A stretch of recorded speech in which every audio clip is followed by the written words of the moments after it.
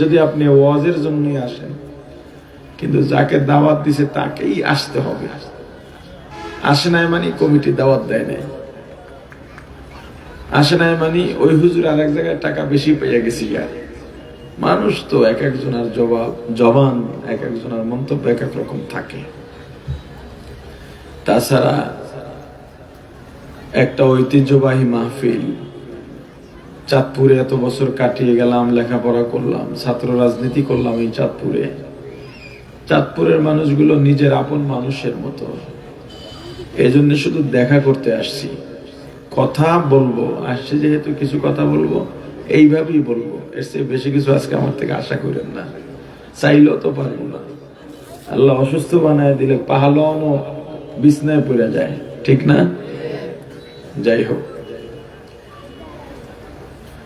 বাংলাদেশ যেহেতু নতুন করে সেজেছে, মাহফিলগুলো নতুন করে সাজুক। মাহফিলে গত বছর আমার মনে আছে, গত বছরের পোস্টারের প্রশংসা করে গিয়েছিলাম, এবারও তার ব্যতিক্রম হয়নি। দেখতে একটু সুন্দর হতে পারত, কিন্তু নামের কথাটা বলছি আমি। আগের পোস্টারগুলোতে আওয়ামী লীগের নেতাদের নাম দিয়া ভরা থাকতো, এখন ইতিমধ্যে বিএনপির নেতাদের নাম দিয়া পোস্টার ভরা শুরু হয়ে গেছে। মাহফিল গুলোকে আপনারা মাহফিলের জায়গায় রাখেন, এটা আমি সব জায়গায় বলি। মসজিদকে মসজিদের জায়গায় রাখেন। আপনার এলাকার একজন নেতা আসছে, ধনাঢ্য ব্যক্তি আসছে, টাকাওয়ালা প্রবাসী আসছে, আপনি মেম্বরের পাশে ইমামকে বসাইয়া তাকে দাঁড় করাই দিলেন দুই কথা বলার জন্য। এমন ব্যক্তিদের মসজিদের কি বলার থাকতে পারে আমাকে বলেন? এমন ব্যক্তিদের মসজিদে কি বলার থাকতে পারে? মসজিদে কথা বলবে খতিব, উন্নয়ন বিষয়ক কথা হলে কথা বলবে কমিটি, এর বাইরে নয়। কিন্তু দেখা যায় যে এই লোকটা দিন জানে না, ইসলাম কি এটাই বোঝে না, তাকে দাঁড় করাইলেন, উনি আবার কোরআন হাদিস দিয়েই কথা বলতে চেষ্টা করে, অথচ উনি জানে না এটা। 10টা কথা বললে 10টাই ভুল হয়। কথা বলেন। এই মাহফিলগুলোকে মাহফিলের জায়গায় রাখা, দাওয়াত, এটা হলো দাওয়াতের মাধ্যম। দাওয়াতকে দাওয়াতের জায়গায় রাখা। ওয়াজের মঞ্চ থেকে দাওয়াত যেখানে, এটা বুঝবেন, আল্লাহ রাসূল সাল্লাল্লাহু আলাইহি ওয়াসাল্লাম যেখানে দাওয়াত দিয়েছেন, দাওয়াতে ছিল দয়া, দাওয়াতে ছিল দরদ, বিনয়, ভালোবাসা, রাগারাগি ছিল না। বলে একজনে একটা থাপড় দিলে আর এক গাল পাইতে দাও, এটা রাসূলের আদর্শ। কই পাইছেন এটি আপনি? একজনে আপনার গালে একটা থাপড় দিছে আর আপনি আর এক গাল পাইতে দিবেন, এটা কই পাইছেন? এই যে ভুল ব্যাখ্যা, এগুলো বন্ধ করতে হবে। দাওয়াতে গিয়া যদি কেউ কটু কথা বলে, সেখানে আপনি তাকে মন্দ বললেন না, যেহেতু আপনি দাওয়াতে গিয়েছেন। কিন্তু অন্যায়ের প্রতিবাদ বা জিহাদে আপনাকে একটা দিলে ওকে 5টা দেওয়া হবে। ক্ষেত্রগুলোকে আলাদা করেন। ওয়াজ যেহেতু দাওয়াতের মাধ্যম, ওয়াজ কিসের মাধ্যম? ওলামায়ে কেরাম আসেন, কথা বলেন, উদ্দেশ্য কি? দাওয়াত। আরে বলেন না, উদ্দেশ্য কি? দাওয়াত। এই কথাগুলো দরদ দেয়া হবে। ওয়াজের মঞ্চে রাষ্ট্র নিয়া বা কোন দলের পক্ষ নিয়া চিল্লা পাল্লা করা ঠিক না। করলে গুনাহ হবে সেটা বলছি না, ওইটা ঠিক না। কিন্তু রাসূল করিম সাল্লাল্লাহু আলাইহি সাল্লাম তথা ইসলাম ধর্ম, এইটার ব্যাপারে কোনো ছাড় নাই, এইটার কোনো মঞ্চ নাই। এটা যেখানে দাঁড়াবে সেখানেই এইটার মঞ্চ। আমার কথাগুলো বোঝার চেষ্টা করবেন। যেখানে রাসূলের অবমাননা হবে তার প্রতিবাদের জন্য মঞ্চ তৈরি করা লাগবে। আরে কথা বলেন, কোরআনের অবমাননা হলে প্রতিবাদের জন্য মঞ্চ তৈরি করতে হবে। রাজনীতির মঞ্চে গেলেও সেখানে হুঙ্কার চলবে প্রতিবাদে, ওয়াজের ময়দানে হুঙ্কার চলবে, জুমার মসজিদের খুতবায় হুঙ্কার চলবে। বিভিন্ন জায়গায় মাহফিলে দেখবেন জলে নেবে বাতিগুলো লাগানো হয়। এটা তো মাহফিল না। মাহফিলকে আপনি মাহফিল থেকে অন্যদিকে নিয়ে গেলেন। এই ওয়াজের স্টেজে বসে, চেয়ারে বসে বহু বক্তা আছেন, তার বিপক্ষ বা ভিন্ন ঘরানার আলেমদেরকে বাজে ভাবে কটাক্ষ করেন, একেবারে জাহান্নামে পাঠাইয়া এরপরে মঞ্চ থেকে নেমে যান। এগুলো পরিহার করা। হ্যাঁ, কটাক্ষ করতে পারবেন, কটাক্ষ না, সতর্ক করতে পারবেন। একজন ব্যক্তি বলছে কোন এক আকীদার ব্যাপারে, যেই আকীদা আপনার ভিতরে বিশ্বাস ঢুকে গেলে ঈমান শেষ, ওই লোক তওবাও করছে না, তখন আপনি নাম ছাড়া যদি বলতে পারেন ভালো, আর যদি দেখেন তার নাম নিয়ে বললে বেশি ফায়দা হবে, তার ফলোয়ার আছে, তখন তার নাম নিয়ে বলতে হবে অমুকের আকীদায় এই সমস্যা, তার আকীদা মানা যাবে না, তার এই গলত আছে, তখন এটা গীবত হবে না। হ্যাঁ গীবত, তবে এই গীবত করা ওয়াজিব। যেমন আমরা সাদ সাহেবের ব্যাপারে বলি, আমরা সাদ সাহেবের নাম বলি কেন? নাম বলি তার ভেতরে এতগুলো সমস্যা আছে। রাসূলের ভুল ধরছেন, মুসা নবীর ভুল ধরছেন, সাহাবীদের ভুল ধরছেন, মসজিদ মাদ্রাসার বেতনকে বেশ্যার পারিশ্রমিকের সাথে তুলনা করছেন, এবং এটার থেকে তিনি তওবা করছেন এমন কোনো প্রমাণ পাওয়া যায় নাই। এজন্যে আমরা বলতে বাধ্য, আমরা বলতে বাধ্য, এটা আমার ঈমানি এবং নাগরিক অধিকার ও দায়িত্ব। এটা আবেগের কথা নয়, এটা ঈমানের ব্যাপার, এটা আকীদার ব্যাপার। সরকার নিষেধ করে দিয়েছে, বলতে পারবা না, তাতে আমার কিচ্ছু আসে যায় না, কারণ আমার এই আকীদার সঙ্গে সরকারের সম্পর্ক নাই, আমার দায়িত্বের সম্পর্ক, আমার ঈমানের সম্পর্ক। আল্লাহ যেই দায়িত্ব দিয়েছেন আমাকে, আমার রাসূল বলেছেন তুমি জাতির রাখাল, রাখালগিরি ঠিকভাবে করো। তোমার অধীনস্থ যারা আছে সিরাতে মুস্তাকিম থেকে তোমার সামনে যদি পদচ্যুত হয়ে যায়, কিংবা কেউ যদি ভ্রান্তিকর আকীদা মানুষের মাঝে সয়লাভ ঘটাতে চায়, মানুষ দিন থেকে সরে যায়, তখন তাদেরকে তুমি শুধরাইয়া দাও। এই জন্য বলা। এছাড়া বিনা কারণে অমুক বক্তা ওয়াজে এটা বলছে, এই অমুকে এই পাশ করছে, ওই পাশ করে নাই, আপনার নাম না নিয়ে ফায়দামন্দ যদি হয় কোনো আলোচনার প্রেক্ষাপট আসে আপনি বলতে পারেন না। এর বাইরে ওয়াজকে দাওয়াতের জায়গায় রাখা। আমি আপনাদেরকে বলে যাই কিছু কথা। আমি তো সবসময় অযোগ্য মানুষ, কিছু খুচরা কথা বলি। আমি তো আর ইলমি গভীরের কোনো আলোচনা করতে পারবো না, কিছু খুচরা কথা বলি সবসময় সমাজ গড়ার লক্ষ্যে, আপনাকে আমাকে যাতে আল্লাহ রাব্বুল আলামিন সঠিক পথে পরিচালনা করেন এবং নিজের পরিচালনা নিজে করতে পারি, হতে পারি, এই জন্যে কিছু সমাজ সংস্কারমূলক কথা বলি, খুচরা কথা। আমি কি বলি? আমি আপনাকে পূর্ণ ইমানদার বানায়া দিতে আসি নাই, আমি আপনাকে জান্নাতে পৌঁছাইয়া দিতেও আসি নাই, আমি আপনার আত্মাকে শুদ্ধ কইরা পুত পবিত্র বানাইতেও আসি নাই। তাহলে আমি কেন আসছি? আপনার ঘুমন্ত কলবের দরজায় নক করে আপনার কলবকে জাগিয়ে দিতে আসছি। আপনি চোখ খোলেন, জাগেন, নিজেই বুঝবেন কোথায় কি সমস্যা আছে, তখন আপনার আত্মা আপনি শুদ্ধ করবেন। ওটার দায়িত্ব আমার না, দায়িত্ব তো আমার অবশ্যই আছে, কিন্তু এই 1 ঘন্টায় আপনার আত্মা শুদ্ধ করে দিতে পারবো না। আত্মশুদ্ধির জন্য বড় সময়ের লং টাইমের প্রসেসিং দরকার, লম্বা টাইম দরকার। আত্মশুদ্ধির জন্য 1 ঘন্টায় আত্মশুদ্ধি হয় না, এটা নিয়ে সাধনা করতে হয়, এটা নিয়ে কাজ করতে হয়।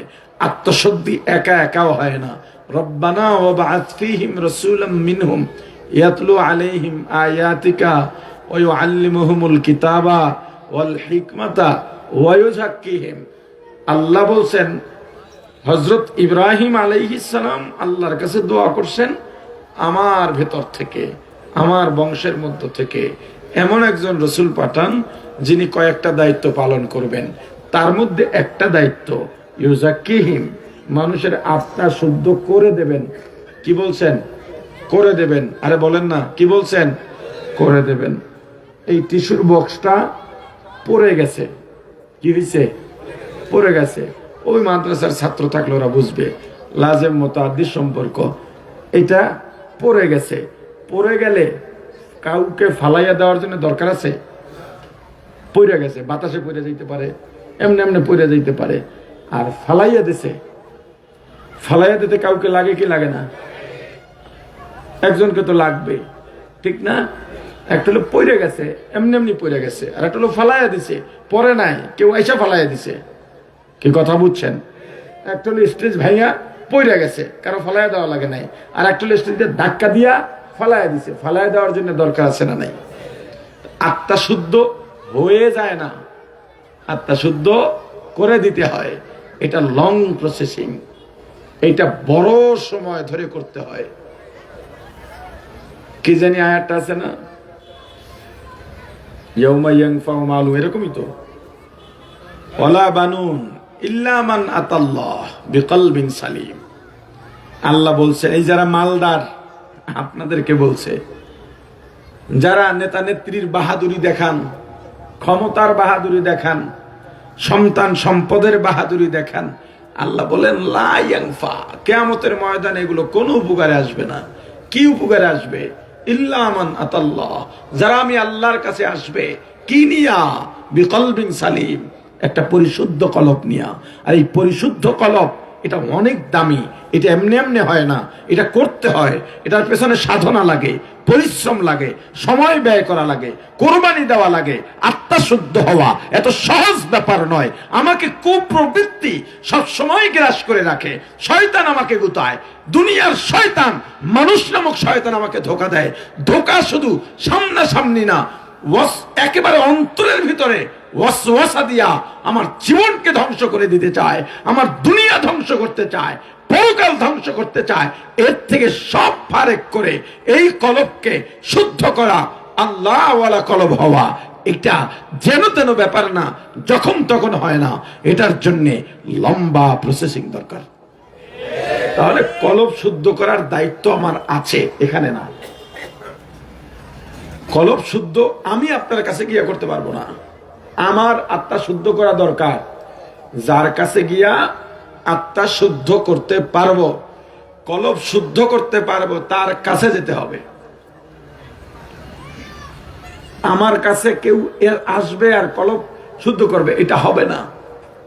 আমার রোগ হইলে ডাক্তার মেশিন পত্র নিয়ে আমার ঘরে আসবেন, না আমার ডাক্তারের কাছে যাওয়া লাগবে? তাহলে দুনিয়ার রোগ, আঙুলটা পচে গেছে বা কেটে গেছে, ডাক্তারের কাছে গেলে ব্যান্ডেজ লাগায়া দিল, ঠিক হয় কিনা? হাতটা ভেঙে গেছে, ব্যান্ডেজ করে দিল, 1-2 মাসে ঠিক হয় কিনা? সবাই বলেন।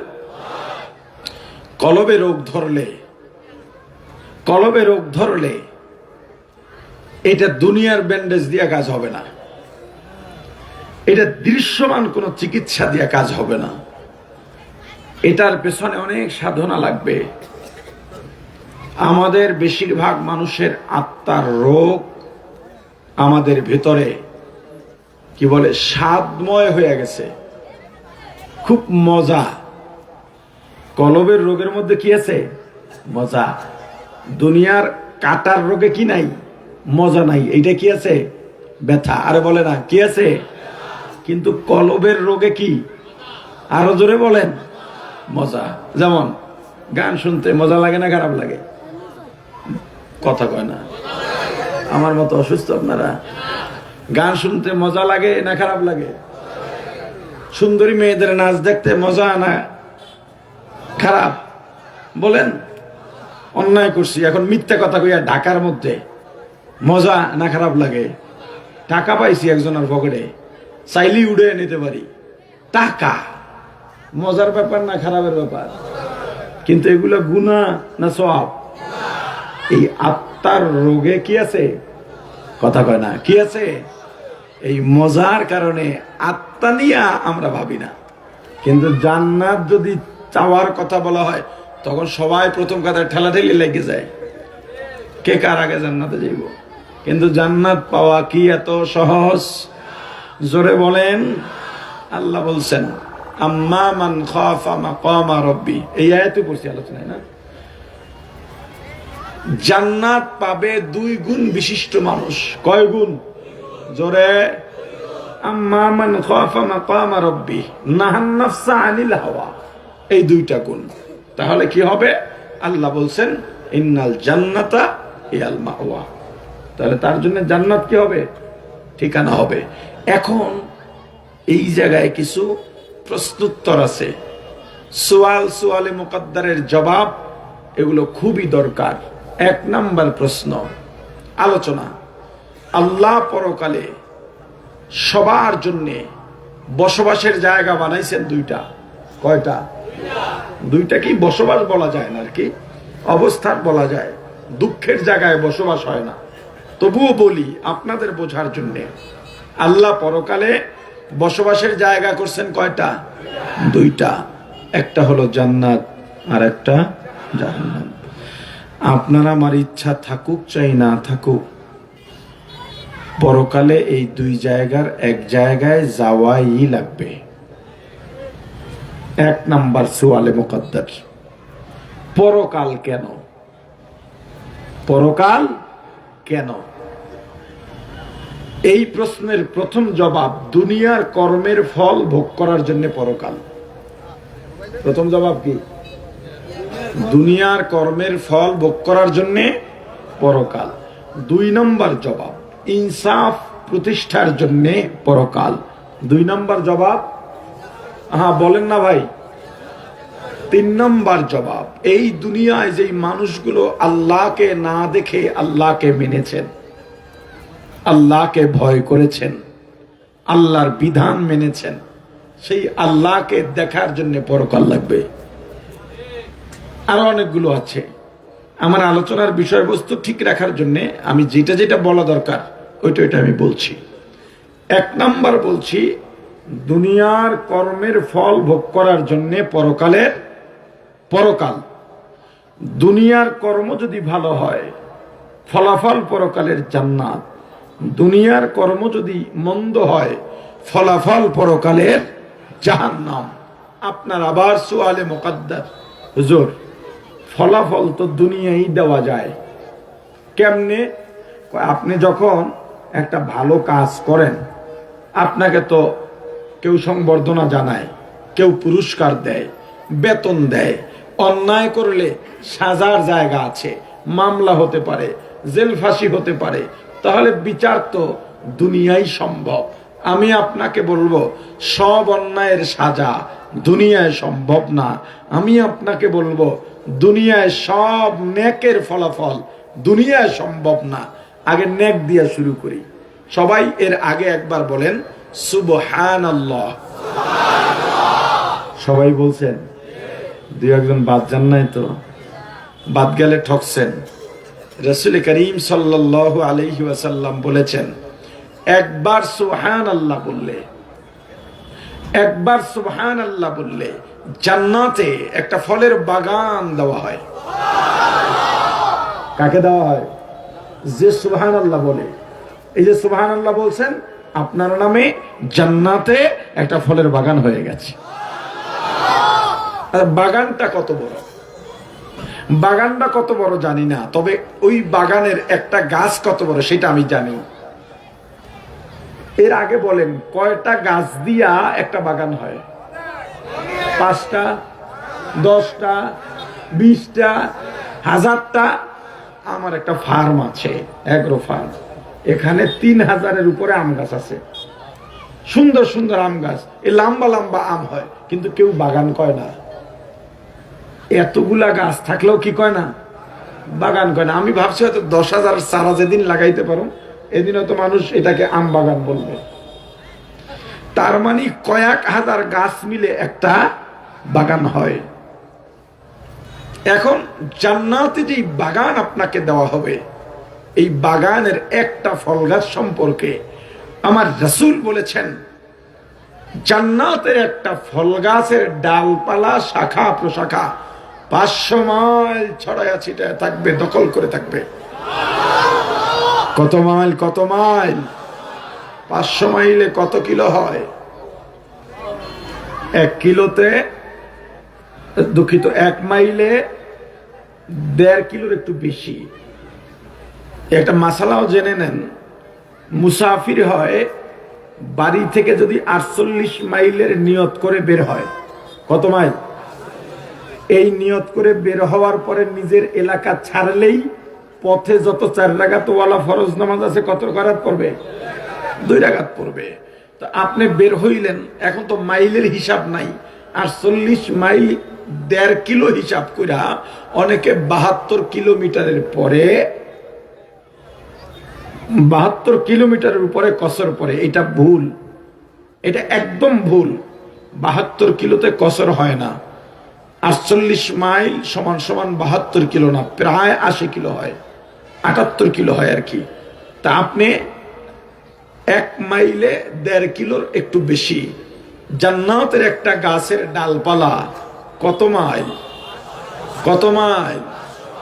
রসুলের কথা, হাদিসের কথা। আপনি যখনই বলছেন 500 মাইল, হাদিসের পক্ষে সাক্ষী, আল্লাহ খুশি, আপনারও সওয়াব।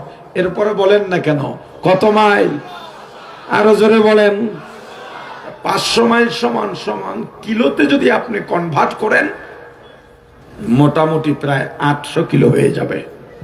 কত কিলো হবে? এই যে আপনারা আসছেন, বয়ান শুনতে আসছেন তো সবাই? কথা বলেন, নাকি সুরের জন্য আসছেন? আজকে এই বাবুরহাটের এই কলেজ এবং স্কুল মাঠে প্রমাণ হবে এই চাঁদপুরের মানুষ। আমি শুরুতেই বলছি, বাবুরহাটের এই সম্মেলন ঐতিহ্যবাহী একটা সম্মেলন, ঠিক কিনা? আজকে প্রমাণ হবে যে না, আপনারা ঐতিহ্য ধরে রেখেছেন, এবং সুর না হইলেও সমস্যা নাই। বয়ান যদি আমল নেওয়ার মতো হয়, আমরা বয়ানের জন্যই আসছি।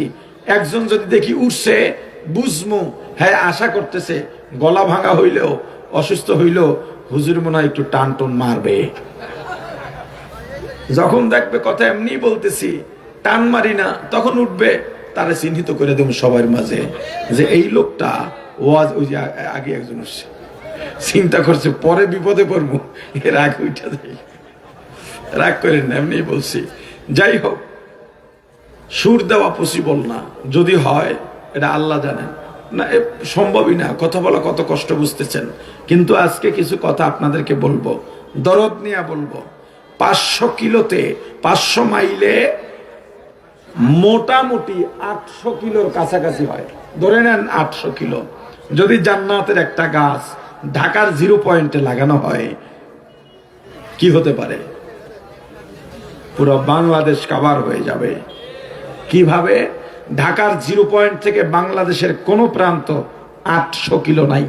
কক্সবাজার, টেকনাফ 800 কিলো নয়। সিলেট, সুনামগঞ্জ, ছাতক 800 কিলো নয় ঢাকা থেকে। নেত্রকোনার পরে শেরপুর, ঝিনাইগাতি, ওই পাশের বর্ডার 800 কিলো নয়। কুড়িগ্রাম 800 কিলো নয়। কুষ্টিয়া, ভেড়ামারা 800 কিলো নয়। খুলনা, কুয়াকাটা 800 কিলো নয়, আরো কম, বলা যায় 500 কিলোও নাই। তাহলে একটা জান্নাতের ফল গাছ ঢাকার 0 পয়েন্টে লাগাইলে পুরা বাংলাদেশ কাবার। তার মানে জান্নাতের একটা ফল গাছ আয়তন কতটুকু? বাংলাদেশ। আয়তন কতটুকু? একটা বাগানে কয়টা বাংলাদেশ হইব কোন? হ্যাঁ, তো এখন আপনি তো জীবনে একবার সুবহানাল্লাহ বলেন নাই। একবার বলছেন সুবহানাল্লাহ, 1000 বার বলছেন। আরে কথা বলে না, 1000 বার বলছেন। তাহলে বলেন তো, দুনিয়াতে যদি সুবহানাল্লাহর ফল চাই শুধু, আর কিচ্ছু লাগবে না, এই দুনিয়ায় কি সম্ভব? এত জায়গা দুনিয়ায় আছে, তাহলে এইটা আপনি পাবেন পরকালে, ওই জায়গায় জায়গা আছে। এবার আসেন, অন্যায় করলে অপরাধের সাজা দুনিয়ায় সম্ভব নয়। যদি কোনো ব্যক্তি খুন করে, তাকে কি বলে? খুনি। শরীয়তের আইন এবং বাংলাদেশের প্রচলিত আইন, বাংলাদেশে ব্রিটিশ ল চলে, ব্রিটিশের আইন চলে, যেটা ডক্টর কামাল হোসেন প্রণয়ন করেছিলেন। বাংলাদেশের এই আইন এবং শরীয়তের আইন খুনির ক্ষেত্রে এক। উভয় আইনে খুনিকে ফাঁসি দিতে হবে। উভয় আইনে কি বলা আছে? খুনির সাজা কি? জোরে, একজন ব্যক্তিকে কয়বার ফাঁসি দেওয়া যাবে? জোরে, একটা খুনের বদলায় সাজা কি হবে? ফাঁসি। কিন্তু একজন খুনি 10টা খুন করছে, কয়টা? 10টা খুনের সাজা কি? 10টা ফাঁসি। 10টা খুনের সাজা কি? 10টা ফাঁসি। কিন্তু একজনকে কয়বার দেওয়া যায়? একবার। কয়জনের বেলায় হয়? বাকি 9 জনে কি বিচার পাবে না? এদের বিচারের জন্য কিয়ামত, পরকাল। আপনি একজনকে টাকা দিয়েছেন কর্জে হাসানা, আপনার কাছে এসে কাকুতি মিনতি করে বলল, আপনি দেবেন না, তবুও চায়, ভাই দাও, জীবনে একবার দিয়ে দেখো, দেখো আমার লেনদেনটা কেমন। ভুক্তভোগী তো, এজন্য বলতেছি আপনাদের সাথে মিলাও যাইতে পারে।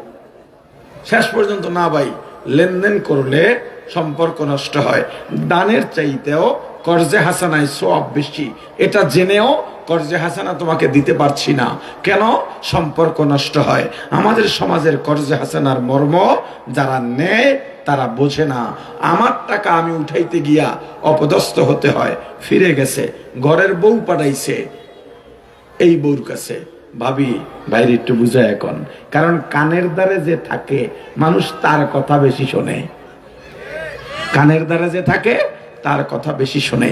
এজন্যে জজ, ম্যাজিস্ট্রেট, বিচারপতি, এগো ড্রাইভার যারা থাকে, পিয়ন দারোয়ান যারা থাকে, মানুষ ম্যানেজ করে ওদেরকে, ওদের নাম্বার নিয়ে আসে, নাইলে কি পিয়নের 10 তলা বাড়ি হয়? কারণ ও তো থাকে কানের কাছে, ওর কথা তারা শোনে। এজন্যে বউ শাশুড়ি যখন তর্ক হয়, স্বামীরা বউকে প্রাধান্য দেয়, কারণ কি? বউ থাকে কানের কাছে।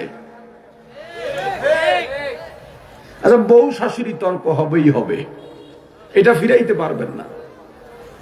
আপনার মা আপনার বউয়ের সাথে ভালো আচরণ করবেন, এই আশা কেন করেন? আশা না করে আমার মা এই আচরণই করবে, আপনার বউ আপনার মাকে মায়ের মতো মানবে, এই আশা কেন করেন? আশা না করে আপনি ধরে নেন আমার বউ আমার মাকে মায়ের মতো মানবে না, অতএব আমি পুরুষ, আমি মহিলা না, আমাকে আমার জায়গায় ঠিক থেকে বউয়ের অধিকার বউকে বুঝাতে হবে, মায়ের সম্মান মাকে দিতে হবে, মাকে ছোট করা যাবেই না। আমাকে আমার বাড়িতে মাদ্রাসার মাহফিল গেছে এই গত সপ্তাহে, তো ধর্মমন্ত্রী গেছিলেন, এই হিসেবে প্রশাসনের অনেক লোক গেছে, তারা মেহমানখানায় বসা, আমি একটু খোঁজ নিতে গেছি। আমাকে একজন প্রশ্ন করে বসলেন, হুজুর আপনারা এই হুজুররা মিল নাই কেন, মিলতে পারেন না? আমি বলছি মিল থাকবে এই আশা করেন কা? আমাদের সমাজের সমস্যাটা হলো আশা। আশা শুধু এক জায়গায় করবেন, বলতে পারেন কোন জায়গায়? বলতে পারেন? আল্লাহর রহমতে আশা করবেন, এছাড়া বাকি কোথাও আশা করেন না, কোথাও না। আপনি কেন আশা করেন হুজুররা সবাই মিলবে? আরে হুজুর কে? আমি একজন মানুষ, একজন ডাক্তার উনিও মানুষ, ইঞ্জিনিয়ার উনিও মানুষ, শুধু লেখাপড়া প্রফেশন আলাদা, যার জন্য চেহারা সুরাত আলাদা হয়ে গেছে, ভিতরে কলব একরকম, চোখ নাক কান একরকম, সবাই মানুষ, শুধুমাত্র বেশভূষা ভিন্ন। এতে এটা প্রমাণ হয় না বেশভূষাই বুঝি মানুষ ফেরেশতা হয়ে যায় না। ভিতর থেকে যেটা আসে, ভিতরেরটা হলো বড় বিষয়। এই ভিতর থেকে মানুষের যেটা বের হয় ওইটাই মূলত মানুষ। এই যে আমাকে দেখেন, এটা আমি না, আপনাকে দেখি, এটা আপনি নন। তাহলে আমার পরিচয় কি? আমি কে? আপনার পরিচয় কি? আপনি কে? ঘরের দরজা বন্ধ করে অন্ধকারে নির্জনে একাকী সময় কাটাবার সময়, যখন আমি একা, কেউ নাই, কেউ দেখে না, দরজা বন্ধ, বাতি অফ, মোবাইল অন, মোবাইলে আমি কি দেখি, কার সাথে কথা বলি, কি লেখি, ওইটা আমি, ওইটা আপনি। বাইরে তো সবাই সুন্দর টুপি জুব্বা গায়ে দিয়েই বের হয়। বেশ্যাখানার বেশ্যাও তো বোরকা পরে বাইরে বের হয়। বাইরে তো সবাই ভালো। তাহলে পরিচয়টা কোথায়? নিজের পরিচয়টা নিজে দাঁড় করান, বুঝে নেবেন আপনি কে। মানুষের সামনে নিজেকে ভালো বলার প্রয়োজন নাই। যে অপরাধী, যে গুনাহগার, সে বাইরে মানুষের সামনে বুক ফুলাইয়া বলতে পারে না আমি ভালো, বরং সে ভয়ে থাকে আল্লাহ আমাকে মাফ যদি না করেন কি উপায় হবে? কিয়ামতের ময়দানে আমার আমলনামা আমাকেই পেশ করতে হবে, সবার সামনে আমার অপরাধ আমাকেই স্বীকার করতে হবে। আমি যদি স্বীকার না করি আমার জবানটা বন্ধ হয়ে যাবে। কি যেন আয়াতটা, আল ইয়াউমা নাখতুমু আলা আফওয়াহিহিম ওয়া তুকাল্লিমুনা আইদিহিম ওয়া তাশহাদু আরজুলুহুম বিমা কানু ইয়াকসিবুন। পালাইতে পারবেন? আরে বলে না, পালাইতে পারবেন? আপনি বাইরে গিয়া সাজেন, আপনি আগে দেখেন আপনার ভিতরে কি অন্যায় আছে। অন্যায়কারী অন্য অন্যায়কারীকে ধমক দিতে পারে না, নিজেকে নিজের কাঠগড়ায় দাঁড় করানো। হতে পারে আজকের বয়ানের মোস্ট ইম্পর্টেন্ট কথা এটা হতে পারে, নিজেকে নিজের কাঠগড়ায় দাঁড় করান। অন্যের সমালোচনা কোন সময় করেন? প্রতিদিন কাজ শেষে রাতে ঘুমাইতে যাবেন, ঘুমে যাওয়ার আগে আয়নার সামনে দাঁড়ান, আয়নার ভেতরে একজনকে দেখতে পাবেন। কি কইছি বুঝতে পারতেছেন? ঘুমের আগে আয়নার সামনে দাঁড়াবেন। পারলেই সবকটা আদায় করেন, পারলে করেন। বুজুর্গি প্রকাশের জন্য বলছি না, এটা আমি নিয়মিত করি, নিজেকে সংশোধনের চেষ্টা করি। মাঝে মাঝে ভয় দুর্বল হয়ে পড়ি, মাঝে মাঝে রাতে ঘুমোতে পারি না। মানুষ এত সম্মান করে, ও আল্লাহ আমার অন্যায় তো আপনি জানেন এবং আমি জানি, দুনিয়ার মানুষ জানে না। আমার অন্যায় যদি তারা জানতো, সম্মান আর কাকে বলে, আমাকে ঝাড়ু পেটা করে এই এলাকার থেকে তাড়িয়ে দিত। আয়নার সামনে দাঁড়ান, আয়নার ভেতর একজনকে দেখা যাবে, ওকে প্রশ্ন করেন, হে আব্দুর রহমান, হে আব্দুল্লাহ, হে আব্দুল খালেক, হে আব্দুর রব, হে অমুকের পুত্র অমুক, আজকে সকালের ফজরের সময়ের নামাজ কেমন ছিল? খুশু খুশু কেমন ছিল? কিরাত কেমন ছিল? নামাজ আদায় করেছ? অজুটা কেমন ছিল? আপনি অজুকে গুরুত্ব দিচ্ছেন না, অথচ অজু কিয়ামতের ময়দানে নূর চমকাবে অজুর জায়গাগুলো। আপনার অজুর কোনো গুরুত্ব নাই। আপনি অজু করছেন কিভাবে? আপনি ইস্তেনজার থেকে বের হয়ে রাস্তার পাশে প্রসাব করতে বসে, কথা কয় না? এরপর যে পুহুরেছে বোঝেন, নুইয়া কথা কয় না। আফসোস এটা আমাদের জন্য। আমার রাসূল যখন ইস্তেনজায় বসতেন, দূরের মানুষ মনে করত কোনো একটা কিছুর স্তূপ ওখানে, অথবা নতুন কোনো বধূ বসে আছে। আর আপনি প্রসাব করা এরপরে মোড়াইয়া ধইয়া এহেনতে হেনে আড়েন আর নাড়াচাড়া করেন। লজ্জা শরম থাকা দরকার। এই যে বলে না 40 কদম হাঁটা লাগে, এগুলো মানে আপনারা তো নোয়াখালীর পাশে, রাগ করে না, মানে এমনি আমাদের আঞ্চলিক কথায় বলতো, নোয়াখালীরা মৌলবী রেডি বাড়ি করে দিয়ে গেছে। আর ওই যে কি জানি বই আছে মকসুদুল মুমিনিন, এই সব বই ঘর থেকে বের করে ফেলেন। সব কিছু মাউজু কথা দিয়ে এগুলোর মধ্যে ভরা, বানোয়াট কথা দিয়ে এগুলো ভরা। এগুলোর থেকে দূরে থাকেন। এখন ঘরে ঘরে আলেম আছে আলহামদুলিল্লাহ, মসজিদের ইমামরা যোগ্য, আশেপাশে মাদ্রাসা আছে। আপনার মাসালা দরকার, আপনি সেখান থেকে জানেন, তার কাছে যান, যাচাই করেন, মন গড়া আমল আল্লাহর কাছে আপনি অভিশপ্তের কারণ হবেন।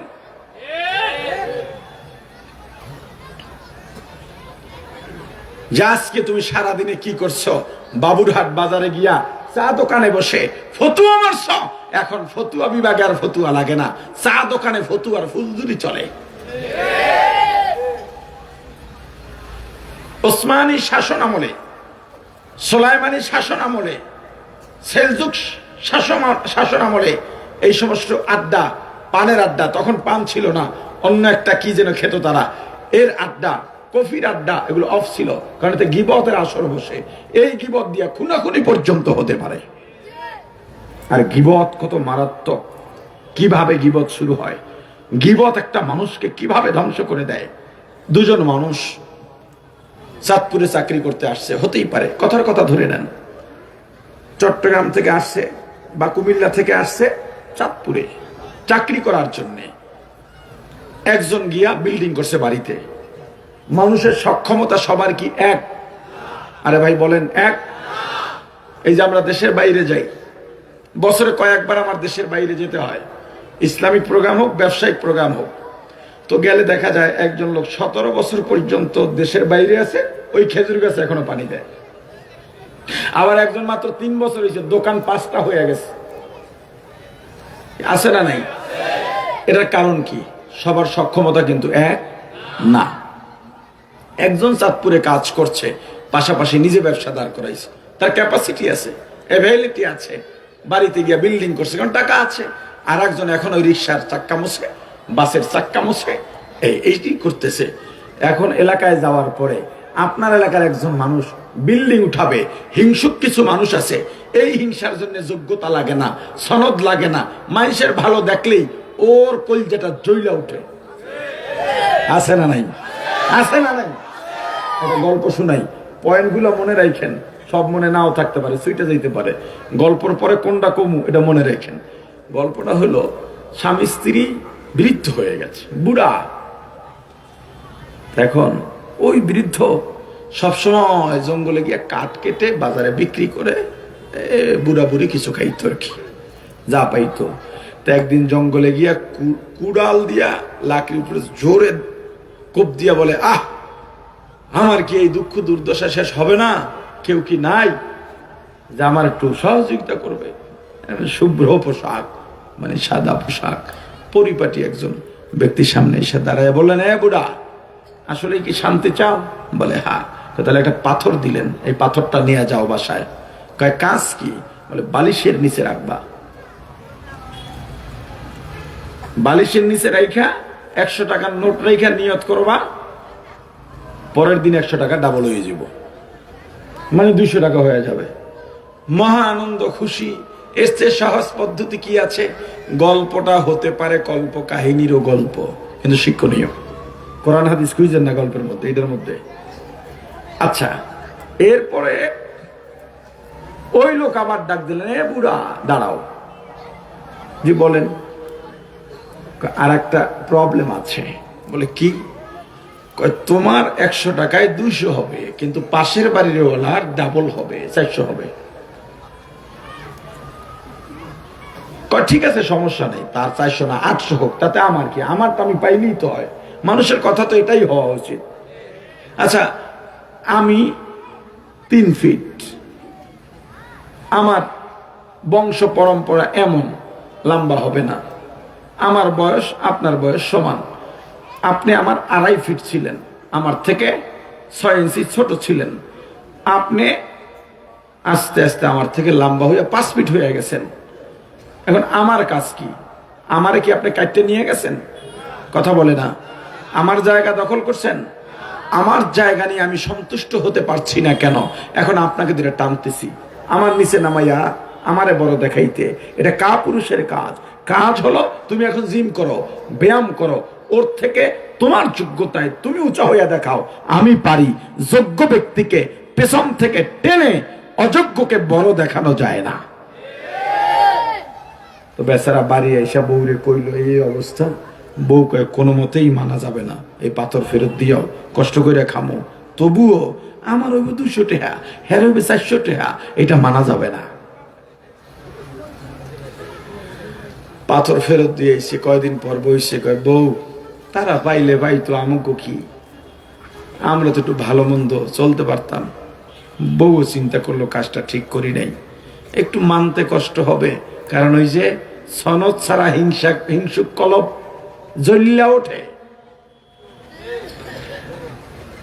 আর একদিন গিয়ে আবার ডাক দিছে, দরবেশ বাবা আপনি কি আশেপাশে আছেন, পাথরটা দেন। কয় বুঝে নিতেছো? কয় হ, গেছে। যাক মাশাআল্লাহ, এ তো 100 টাকা রেখে 200 টাকা চাইছে, 200 হইছে। আর পাশের বাড়ির টাকাও লাগে নাই, বালিশ উঠেই দেয় 400 টাকা। দৌড়ে গেছে এই ভাবির কাছে, ভাবি বালিশ নিচে 400 টাকা পাইছি। হের তো জল নিয়ে আরো বাইরে গেছে, এ তো জানে। এখন হেরা যা চায় এরা ডাবল পায়, এরা যা চায় এরা ডাবল পায়। ঘর বাড়ি বিল্ডিং দালান কোটা হয়ে গেছে। একদিন স্ত্রী বলে স্বামী কি আমাকে আর কিছু দরকার আছে? কয় না। কয় বুঝছে কোন? কয় আজকে চাওয়াটা আমি চামু। আমরা পাই একটা, ওরা পায় 2টা, আমরা পাই 2টা, ওরা পায় 4টা। এটা হইতে পারে না, আর সহ্য হয় না কলবে। কয় আমরা একটা হইলে ওরা 2টা না? কয় হা। কয় দোয়াটা আজকে আমি করবো। কয় কি দোয়া? আল্লাহ আমাদের কাছকে একটা চোখ কানা বানায় দেন। এদিকে একটা হইলে ওদিকে 2টা। হ্যাঁ সকালে একটা চোখ কানা, হ্যাঁ গো ঠিকই 2টা চোখ কানা। আল্লাহ ফিরিস্তারে বলতেছেন, ও ফিরিস্তা পাশের বাড়ির চোখ যে কানা হয়েছে হ্যাঁ গো কোনো দোষ আছে? কয় না আল্লাহ এদের কোনো দোষ নাই। কয় পাথর নিয়া ওগো চোখে ঘষা দিয়া দাও। চোখে ঘষা দিচ্ছে, এরা তো ভালো হয়ে গেছে, এরা টেরার টেরা কানার কানার হয়ে গেছে। হিংসা কিভাবে শুরু হয়, মানুষের উপরে তহমত কিভাবে শুরু হয়। এলাকায় আসছে, বিল্ডিং করছে, বিল্ডিং করার পরে পাশের থেকে টিপ্পুনি কাঁদে, এই বেটা তুই আর হয়তো একসাথে চাঁদপুর গেলি, এর বিল্ডিং হইলো কেমনে? এখন একই জবাব দেয়, আল্লাহ আমারে হারাম থেকে বাঁচাক, হারাম খাইয়া বড় লোক হইতে চাই না। দেখছেন 20টা কেমনে ঢুকাইছে, মানে একে হারাম খাইছে কিন্তু কিচ্ছু জানে না, এইটা কইয়া ফেলাইলো। কারণ তার ভিতরে হিংসা কাজ করতেছে। অযোগ্য ব্যক্তিদের হিংসাটা একটু বেশি হয়। পরে আর এক মজলিসে বসছে, বসার পরে এই কথাটা আর একটু বাড়ে। কয়ে কামাই রোজগারে কোন জায়গায় দান মারছে খবর আছে, কোন বড় লোকের তামাইরে নিয়েছে দেখো। পরে আর একটা কইতে কইতে সব হারামের টাকা, এবার সব সুদ। পরবর্তীতে একটা কথা হয়ে যায়, আমি এলাম আপনার এলাকায় বয়ানে, আমাকে আপনার একজন বলল যে এই যে বাড়িটা দেখেন, এই বাড়িটা পুরাটা সুদের বাড়ি। আমি তো জানি না সুদ হালাল না হারাম। তখন আমি চিন্তা করি আপনি একজন মুসল্লি মানুষ, হাজি মানুষ, আপনি তো আর মিথ্যা বলতে পারেন না। তখন আমার 2 ঘন্টার ওয়াজ পুরাটা থাকে এই বাড়ি লইয়া। কথা কয় না? এইভাবে মানুষের বিরুদ্ধে মিথ্যার স্তম্ভ দাঁড় করানো হয়, নিজেকে নিজের কাঠ করায় দাঁড় করান। হে আব্দুর রহমান, আজকে সারাদিন কি কাজ করেছিস? বাবুরহাটের চা দোকানে গিয়ে অমুকের দোষ বলেছিলি, এটা কি ঠিক করেছিস? এটা কি তোর দ্বারা শোভা পায়? তুই কেন এই গুনাহ করলি? তার কাছে মাপ না চাইলে আল্লাহ মাফ করবেন না। আজকে একজনকে ধমক দিয়েছিস, এই ধমক কি কারণে দিয়েছিস? সে তোর থেকে দুর্বল, তোকে পাল্টা ধমক দিতে পারে নাই, মনে কষ্ট নিয়ে চলে গেছে, আল্লাহর আরশ পর্যন্ত কেঁপে গিয়েছে। এই কাজটা তোর জন্য ঠিক হয় নাই। আজকে মিথ্যাটা কেন বলেছিস? আজকে ওই দোকানে ছেঁড়া টাকার নোট গোপনে দিয়ে চালিয়ে দিয়েছিস কেন? এক জায়গায় মানুষকে ঠকিয়েছিস কেন? আপনি যদি মানুষ হন, আপনার ঘুমাইতে পারবেন না। মানুষকে তার অন্যায় ঘুমাইতে দেয় না, সারা রাত এপিট ওপিট করে চলে যায় যে হায় কি করলাম, হায় কি করলাম। আর আপনি যখন এই এপিট ওপিট করেন আর আফসোস করেন, এই আফসোসের দাম আল্লাহর কাছে হাজার হাজার কোটি কোটি নফল ইবাদত থেকেও উত্তম। এক আল্লাহর ওলি মসজিদ থেকে বের হইছেন, দেখেন একজন সাধারণ মানুষ কি হলো? ও আল্লাহ, আমি নাই, আমি শেষ, আল্লাহ আমাকে মাফ করেন, এ আমি কি করলাম? এইভাবে পিত্তেশ করতেছে, আর চোখ দিয়া পানি পড়তেছে। তার হাহাকারে বোঝাই যাচ্ছে কলিজাটা ফেটে যাচ্ছে। আল্লাহর ওলি তার মাথায় হাত রেখে বললেন, বাবা কি হয়েছে তোমার? হুজুর, আমি তাকবীরে উলা পাই নাই, বহু বছর আমি তাকবীরে উলা দিয়া নামাজ পড়ছি। তাকবীরে উলা বোঝেন কি? ইমাম কেরাত শুরু করার আগে আপনি তাকবীর দিয়া ইমামের সাথে জামাতে শরীক হইলেন, এটা কি তাকবীরে উলা। যদি কেরাত শুরু হয়ে যায়, তাকবীরে উলা পাইলেন না, জামাত পাইলেন। তাকবীরে উলা না পাইলে কোনো ক্ষতি নাই, তাকবীরে উলার সাথে নামাজ পড়লে অনেক ফজিলত, কিন্তু না পাইলে কি নাই, ক্ষতি নাই। হুজুর বললেন, বাবা আমি তোমার সঙ্গে একটা সওদা করতে চাই। কি করতে চাই? সওদা। বলে হুজুর কি? কয় আমার জীবনের যত তাকবীরে উলা আছে সব আমি তোমাকে দিতে চাই, তোমার এই শব্দটা তুমি আমাকে দিয়া দাও। আল্লাহর বান্দা বলেন, হুজুর আপনার মতন ব্যক্তির নামাজ আমার সারা জীবনের নামাজ এক হবে না। সেই আপনার তাকবীরে উলা আমাকে দেবেন, আর আমার শব্দ আপনি নিয়ে যাইবেন, কারণটা কি? হুজুর বলেন, বাবা সারা জীবন যদি বেঁচে থাকি, কিয়ামত পর্যন্ত যদি হায়াত পাই, আর আমি যদি তাকবীরে উলা ত্যাগ না করি, আমার এই জীবনের তাকবীরে উলা তোমার থেকে মূল্যবান হবে না। এই যে আফসোস, অন্যায় হয়ে গেছে, ঘুমাইতে দেয় না। আমি কি করলাম? আমার দ্বারা কি হলো? ও আল্লাহ মাফ করে দেন। নিজেকে কাঠগড়ায় দাঁড় করাও।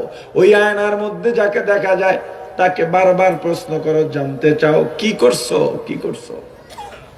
আপনি মানুষ হলে এভাবে একবারই যথেষ্ট, বারবার করেন, আপনাকে পরিবর্তন হিসেবে আপনার এলাকাবাসী দেখতে পাবে।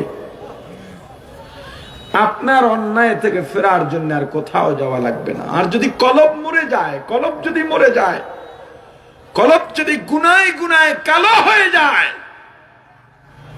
যেই কলব ইবলিস প্রসাব করে নাপাক করে রেখেছে, ওই কলব কখনো ভিতর থেকে মনুষ্যত্ব বের করতে পারে না। ও অন্যায় করেও হাসে, ও জুলুম করেও আনন্দ পায়, ও জবরদখল করেও নিজেকে বাহাদুর মনে করে।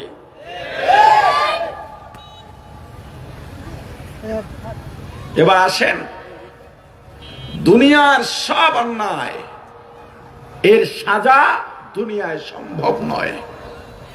আরো একটা কথা, আমরা জানি কিয়ামতে জিন আর ইনসান উঠবে, মানে জিন আর মানুষ। কিয়ামতে কারা উঠবে? জোরে, জিন আর মানুষ উঠবে। আপনারাও তো এটাই জানেন। কিন্তু শুধু জিন আর মানুষ না, কিয়ামতের ময়দানে সব প্রাণী উঠবে। কি কারণে? ইনসাফ, ন্যায় পরায়ণতা প্রতিষ্ঠার জন্যে। একটা পিঁপড়া, ক্ষুদ্র প্রাণী অন্যায়ের শিকার হবে, জুলুমের শিকার হবে, আর বিচার পাবে না, এটা হতে পারে না। ও আর একটা কথা রয়ে গেছে, আপনি টাকা দিলেন, এক সপ্তাহ পরে টাকা দেবে, দেয় না। এক মাস ঘুরলেন, দেয় না। ঘুরতে 2 বছর হয়ে গেছে, ভাই টাকাটা দেবেন না। তখন জিগায়, টাকা দিয়ে করবেন কি?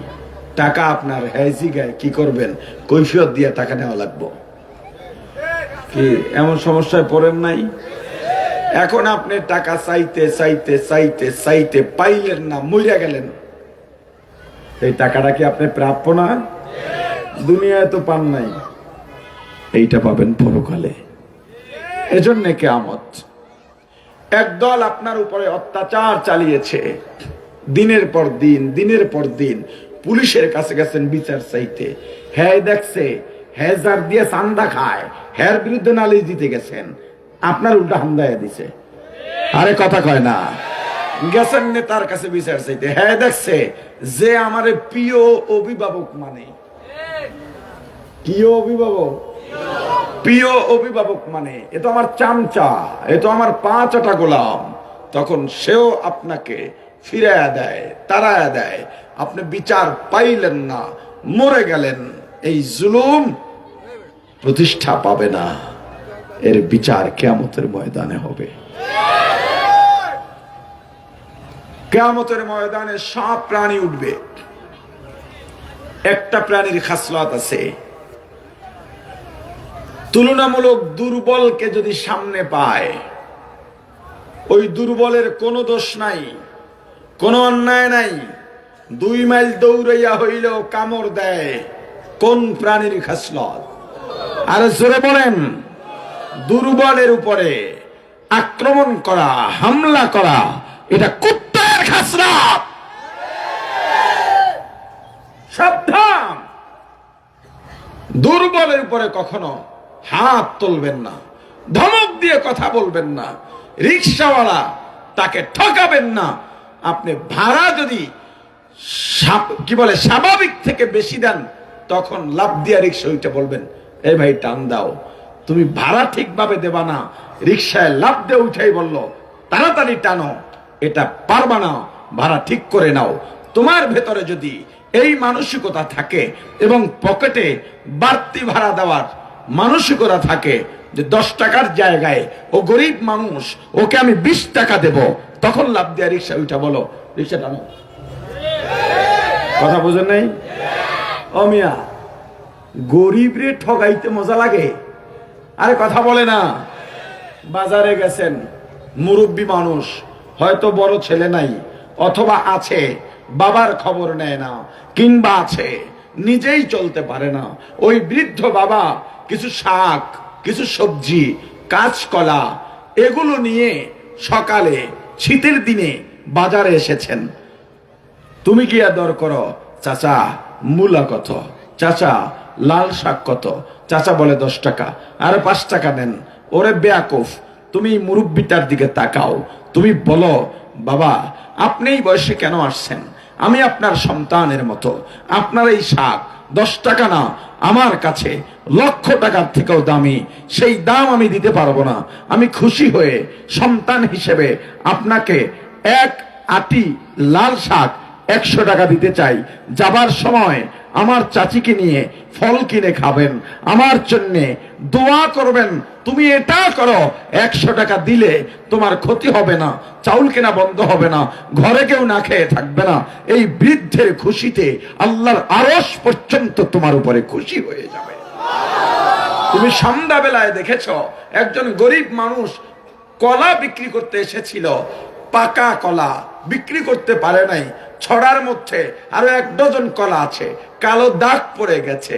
তুমি খাইবা না, তুমি তিরস্কার করো, ও চাচা দাম কইছিলাম দিলেন না, এখন তো কলজায় সয়, এখন তো পচছে, বোঝেন মজা, কাটা খায় এভাবে লবণ দিয়া, কারণ অন্তরকে ক্ষত বিক্ষত করো না, বরং তাকে গিয়া দরদের সাথে বলো, বাবা আপনার কলাগুলো যে দাম আছে আমি ওই দামে নেব, আপনি বাড়িতে যান, আপনার কষ্ট আমার সহ্য হয় না, এই কলাগুলো তুমি খাবা না জানি, যেই লোক কলা কিনতে পারে না তাকে নিয়ে দাও। কয় দিকে লাভ হইছে তুমি বুঝো? আমি যদি রাস্তায় দেখি একটা বিড়াল পা টেনে হেসড়ে হেসড়ে যায়, আমার একদিন আর ঘুম হয় না। কেন হয় না জানি না। এই যে ফেসবুকে ভিডিওতে অনেক সময় গাজা, ফিলিস্তিন ছোট ছোট শিশুদের দেয় না, করুণ অবস্থা, বিশ্বাস করেন আমার ঘুম হারাম, আমি আর ঘুমাইতে পারি না। ওর চিন্তা করতে করতে আমার চোখে এটা ভেসে ওঠে, এই মেয়েটার জায়গায় যদি আমার মেয়ে হতো, কি করতো আমার মেয়েটা, আমার ছেলেটা কি করতো? যেই ছেলে আমাকে দেখলে দৌড়ে এসে লাফ দিয়ে গলা ধরে বলে, বাবা কি আনছো, বাইরে যেতে চায়, কত বায়না করে। আহারে কালকে দেখেছি শীতে কোনো পোশাক নাই, থরথর থরথর করে ছোট ছোট বাচ্চারা কাঁদতেছে, আর আপনি লাখ লাখ টাকা, কোটি কোটি টাকা খরচ করে আরাম আয়েশ করেন, মুরগির রানের পিস, ছাগল আস্তা ছাগল অর্ধেক খেয়ে বাকিটা ফালায়া দেন, অথচ রাস্তায় কত মানুষ একবেলা খাবারের জন্য জীবনটাকে বিসর্জন দিচ্ছে। আপনি কিসের মানুষ? আপনার টাকা দিয়া পাশের গরিব মানুষ যদি উপকৃত না হয়, আপনি মানুষই হতে পারেন না। আপনি দামি জ্যাকেট পরেন, আপনি দামি শাল গায়ে দেন, পাশের বাড়ির বৃদ্ধ রাতের গায়ের কম্বল পেঁচাইয়া বাইরে বের হয়, পোশাক নাই। টাকার হিসাব করেন, টাকার। রিক্সাওয়ালা, আমি মাঝে মাঝে বলি, আমার সাথে ওরা যারা থাকে, আমার স্ত্রী সন্তানকে আমি বলি, আমার শিক্ষকদের আমি বলি, আমার কোম্পানির স্টাফদেরকে আমি বলি, শোনো, বড় লোকের দোয়ার প্রত্যাশা করো না। বড় লোকের দোয়া দরকার নাই, গরিবের দোয়া নাও, গরিবের দোয়া নাও। এই পৃথিবীতে অন্যতম শ্রেষ্ঠ ধনী, অন্যতম না শ্রেষ্ঠ ধনী বলা যায় পয়গম্বর সুলাইমান থেকেও এটা প্রচারিত না।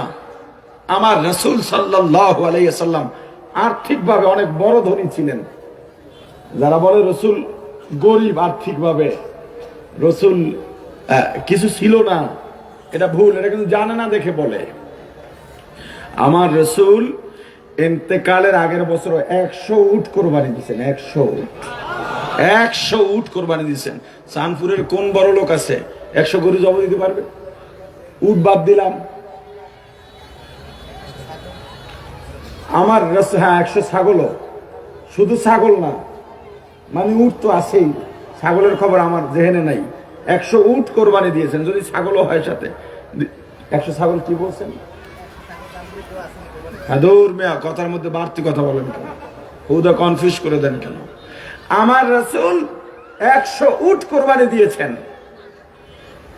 তাহলে আর্থিক গরিব আর কথা বলে না। আমার রাসূল কষ্ট করছেন কেন? হুজুর কোনো কিছু জমাইতেন না, আর সব সময় দোয়া করতেন, আল্লাহ আমাকে গরিবদের সাথে হাসর নাসর করাইও। এজন্য বলি, গরিবদের দোয়া নাও, বড় লোকের দোয়ার কোনো দরকার নাই। এইটা গরিবের দোয়াকে গুরুত্ব দিতে গিয়া বলছি দরকার নাই, আসলে দরকার আছে। পেশটা তো ওই জায়গায় লাগে যখন কথা বোঝে না। গরিবের দোয়া, আমাকে আল্লাহ এ পর্যন্ত এনেছেন আমি মনে করি ওদের হাসির কারণে। আমি রিক্সায় উঠেছি, 10 টাকার ভাড়া 100 টাকা দিই নাই আমার কর্মজীবনে, এটা জীবনও ঘটে নাই। আমি হিসাব করছি আমি 100 টাকা দিলে আমার কোনো ক্ষতি নেই। আমি হিসাব করি 100 টাকা দিয়ে আমার কিচ্ছু হয় না। কিন্তু একজন রিক্সাওয়ালা 100 টাকা পাইলে মনে করে দুনিয়াটা হাতে পেয়ে গেছে। আমি কোনোদিন গরিব শাকওয়ালা, পেঁপেওয়ালা, সবজিওয়ালার সাথে দর কষাকষি করি নাই। আপনার বিল্ডিং করেন, ভাটায় ফোন দিলেন, কনস্ট্রাকশন ব্যবসায়ীকে ফোন দিলেন, রড সিমেন্টের দোকানে ফোন দিলেন, আমাকে 2 ট্রাক ইট পাঠাও, 100 সিমেন্ট পাঠাও, এত গাড়ি বালু পাঠাও, কয়েক টন রড পাঠাও, সব বলে আবার বললেন, ভাই মেমো দিয়া দিও, টাকা নেওয়ার জন্য দোকানের কাউকে পাঠিয়ে দিও। তোমার বাড়িতে যাওয়ার পর দেখা গেল 10 লক্ষ টাকা বিল হয়েছে, কোনো দরদাম করলা না, পুরো টাকার চেক দিয়া দিলা। পাশাপাশি যেই ছেলেটা দোকানের পক্ষ থেকে তোমার বাড়ি গেল তাকে 1000 টাকার নোট তুমি গিফট করলা, তাকে কি বলো ওটারে, বকশিস, আর একটা জানি কি কয়, টিপস দিলা। কিন্তু বাজারের গরিব শাকওয়ালার কাছে 10 টাকা নিয়ে দর কষাকষি করো, তোমার সে বেইনসাফকার আর কে হতে পারে? একজন বৃদ্ধ মানুষ হাত বাড়াইছে ভিক্ষা করে, এটা তার পেশা হতে পারে, অভ্যাস খারাপ এজন্য হতে পারে, কিন্তু লোকটা বৃদ্ধ, না দিতে পারলে অপমান করবা না, গরিবকে অপমান করবা না, পারলে তার সাথে গিয়ে পাট লও। তুমি একটা বললে যে তোমার সাথে 2টা লইতে পারে পাট, তার কাছে লও। যেই লোককে ধমক দেওয়ার পরে তোমাকে ধমক দেওয়ার সাহস রাখে না, তাকে ধমকাইও না, বিনা কারণে ধমকাইও না। তোমার কর্মচারী হলে ভিন্ন কথা, তোমার অধীনস্থ কেউ হলে ভিন্ন কথা, শাসন করতে পারো ভিন্ন কথা। একজন মুসাফির, একজন সওয়ালকারী ভিক্ষুক তোমার সামনে এসেছে, হয়তো কিছু দাও যেটা দিয়ে সে কাজে লাগাইতে পারে। 2 টাকার নোট দিও না মিয়া, 5 টাকার কয়েন দিও না, দিলে বেশি দাও। বাদামওয়ালা বাদাম নিয়ে এসে ছোট বাচ্চা খায় আর কয় এই বাদাম শকত, তোর বাপের বাদাম খাস? তুই কেনার আগে বাদাম খাইতেছিস কি কারণে বল? আর ওই ছেলেটাই তো বলে স্যার একটা খান, খাইয়ে দেখেন। আমি খাই না, আমি আমারটা কেন বলি? গরিবদের ভালোবাসবেন, এই কথাটা আজকে মনে রাখবেন। গরিবদের ভালোবাসবেন। এই যারা দুর্বলের উপর আক্রমণ করে, দুর্বলের উপরে হামলা করে, এই খাসলত কোন মানুষের খাসলত নয়, এটা কুকুরের খাসলত। কিয়ামতের ময়দানে কুকুরটা উঠে আল্লাহর কাছে বলবেন, আল্লাহ দুনিয়ায় আমারে আপনি দুর্বল বানাইছেন, ওরে শক্তিশালী বানাইছিলেন, আমার কোনো দোষ নাই। বিনা কারণে আমাকে 2 মাইল দৌড়াইয়া 2টা কামড় দিছে। আল্লাহ জিজ্ঞেস করবেন কামড়ে ব্যথা পাইছিস? আল্লাহ ব্যথা পাইছি। রক্ত বাইরিছে? কহা একটু বাইরিছে। দাঁত কি হাইন্দা গেছিল? কহ। আল্লাহ কইবেন শক্তিশালী হ। কোনটারে কইবেন? দুনিয়ার দুর্বলটারে। শক্তিশালী হয়ে গেছে। আর ওই যে আসামির কাঠ গড়ায় শক্তিশালী যেটা, ওরে বলবেন তুই দুর্বল হ। দুর্বল হয়েছে। আল্লাহর ইনসাফ কেমন ইনসাফ দেখেন, একদম সাওয়া সাওয়া হবে, একদম বরাবর হবে। আল্লাহ বলবেন তুই দৌড় দে। কোনটারে কইবেন? দুর্বলটারে, তুই দৌড় দে, নাইলে তোরে কামড়াইবে। ও ডরে দৌড় দিবে। দুনিয়ায় যে ডরটা দুর্বলের মধ্যে ছিল, এই ভয়টা ওর মধ্যে পরকালে ঢুকাইয়া দিবে। আর দুনিয়ার দুর্বলের ভিতরে পরকালে দুনিয়ার দুর্বলটার ভিতরে শক্তিশালী যে হিংস্রতা হিংসা ছিল ওইটা ঢুকাই দিবেন, একদম বরাবর করে দিবেন। এবং ধাওয়া কর, খবরদার তোরে যে কয় কদম ধাওয়া দিছিল ওই কয় কদম ধাওয়া দিবি। তোরে কামড় দিয়া দাঁত যতটুক ঢুকাইছে ওটুক ঢুকাবি, বেশি কম যেন না হয়। হয়ে গেল, প্রতিশোধ শেষ। এবার আল্লাহ বলবেন তোমরা মাটি হয়ে যাও। কিন্তু মানুষ, হে মানুষ, যেই মানুষ নিয়ে এতক্ষণ বলতেছি, মাকতুল গিয়া লাইন দিয়ে দাঁড়াবেন। মাকতুল বুঝেন? যাদেরকে খুন করা হয়েছে, কাতেল, খুনি, আসামির কাঠ গড়ায়। একজন বলবে আল্লাহ দুনিয়ায় আমার কোনো দোষ ছিল না, অপরাধ ছিল না, আমাকে খুন করছে, আমার ছেলে মেয়েগুলাকে এতিম বানাইছে, আমার ছোট একটা বাচ্চা আমি কোলেও নিতে পারি নাই, আদরও করতে পারি নাই, আমার বিবিকে বিধবা বানায়া দিছে। আল্লাহ আমি এই বিচার চাই, কি অপরাধ করেছিলাম? তাহলে আল্লাহ কি খুনিকে বলবেন এ খুনি তুই দাঁড়া, আর মাকতুলকে বলবেন এবার ওরে খুন কর? এটা হবে? আল্লাহ খুনিকে বলবেন হে কাতেল, তোর মধ্যে 1 খুন পরিমাণ এত সওয়াব তারে দেওয়া লাগবে, দিয়ে দে সওয়াব, যদি থাকে তো দেবে। দ্বিতীয় জন দাঁড়াইবে, সওয়াব দে। তৃতীয় জন দাঁড়াইছে, সওয়াব নাই। এবার আল্লাহ বলবেন মাকতুলের যত গুনাহ আছে খুনি সব তুই নেওয়া শুরু কর। এরপর খালি হাত, নেক নাই, বলবে যাও জাহান্নামে চলে যাও। এই বিচার কিয়ামতে সম্ভব, দুনিয়ায় সম্ভব। এবার আসেন সেই শুরুর আলোচনায়। পরকালে জায়গা কয়টা মনে আছে না? একটা, আর একটা। দুনিয়ার ভালো কর্মের ফল পরকালের জান্নাত, দুনিয়ার মন্দ কর্মের ফল পরকালে জাহান্নাম। জান্নাত কি জিনিস? এক কথায় বলি, জান্নাত শান্তির বালাখানা। আমি এই একটা আয়াত দিয়া 7-8 ধরনের আলোচনা করে থাকি। কয়দিন আগেই পাশে আইছিলাম মহামায়া, এই আয়াতেরই আলোচনা করছি, কিন্তু আলোচনা ছিল অন্যরকম। এটা আমার কারামত না, এটা কোরআনের মুজিজা। কোরআনের মহত্ব এক আয়াত দিয়ে সারা দুনিয়া কাঁপায় আলান যায়। যদি খালি তাফসির গুলো দেখা হয়, সুবহানাল্লাহ, আল্লাহ কোরআনের এক এক শব্দে কি কি রেখেছেন। জান্নাত হলো শান্তির বালাখানা। সারা পৃথিবীর সব সুখ শান্তি এক জায়গায় করলেও জান্নাতের এক জাররা শান্তির সমান হবে না। কেমন শান্তি? জান্নাতে যারা যাবে তারা ভুলে যাবে অশান্তি কি জিনিস, মনেই করতে পারবে না। দুঃখ দুর্দশা এরকম ছিল, কষ্ট এমন ছিল, পেরেশানি এমন ছিল, এটা মনেই করতে পারবে না। জান্নাত এমন শান্তির জায়গা। এই জান্নাতীরা হাউজে কাউসার পাবে। কি পাবে? আর জোরে বলেন। এখান থেকে আর একটা আলোচনা শুরু করলাম, সমাজ সংস্কারের আপনার অনুধাবনের বয়ান। হাউজে কাউসার কি? জান্নাতীরা যে হাউজে কাউসার পাবে, এই হাউজে কাউসার কি?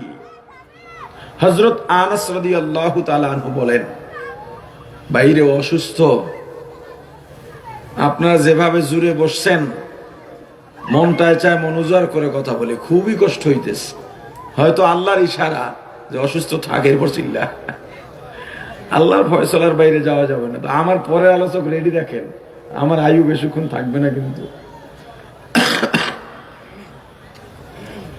আল্লাহ, চাটা খাই না কোনো সময় বয়ানে, কথা কর মধ্যে খায় কোন সময়, আবার এগুলো আর এক মুসিবত। নাহলে চাটা খাইলে মনে হয় ঠিক হইতো আর কি। আবার আপনারা বইয়ে রয়েছেন আমি চা খামু, এটা কেমন কথা? এইটা আমি পারি না। তা আপনারা একটু দোয়া করেন, গলা ভালো হওয়া লাগবে না, এমনি কইতে পারলি আমি খুশি। আল্লাহ কবুল করেন। আচ্ছা।